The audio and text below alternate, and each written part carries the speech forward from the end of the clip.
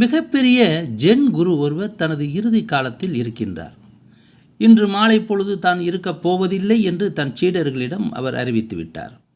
இதை கேள்விப்பட்ட அவரது நண்பர்கள் பலரும் சீடர்களும் ஆசிரமத்திற்கு வந்து கொண்டே இருந்தனர்.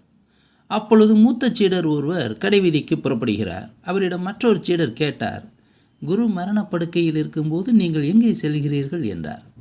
மூத்த சீடர் கூறினார், நமது குரு நாவல் பழம் விரும்பி சாப்பிடுவார் என்பது உங்களுக்கு தெரியும் தானே, அதை வாங்கத்தான் நான் செல்கிறேன் என்று சொல்லிவிட்டு கிளம்பினார்.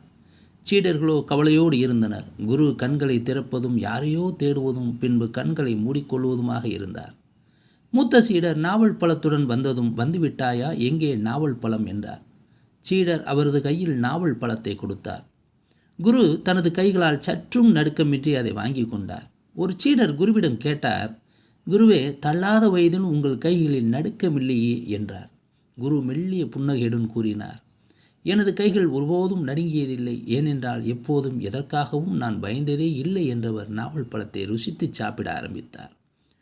மற்றொரு சீடர் குருவிடம் காதருகே பணிந்து கேட்டார், குருவே, தாங்கள் இந்த உலகை விட்டு பிரிய போகின்றீர்களே, எங்களுக்கு நீங்கள் சொல்லக்கூடிய இறுதி கருத்து என்ன என்றார். குரு மெல்லிய குரலில் கூறினார், அந்தந்த கணப்பொழுதில் வாழ்ந்து கொள்ளுங்கள். கடந்து போன நிமிடங்கள், வரக்கூடிய நிமிடங்கள் நமக்கானது இல்லை. நாம் வாழும் இந்த நிமிடம் மட்டுமே நமக்கானது. எனவே இந்த கணப்பொழுதே நீங்கள் வாழ்ந்து கொள்ளுங்கள் என்றவர் நாவல் பழத்தை ருசித்த ஜென் குரு, இந்த நாவல் பழம் என்ன அருமையான சுவையுள்ளதாக இருக்கிறது என்றவர் காலத்தின் நீண்ட மௌனத்தில் கரைந்து போனார்.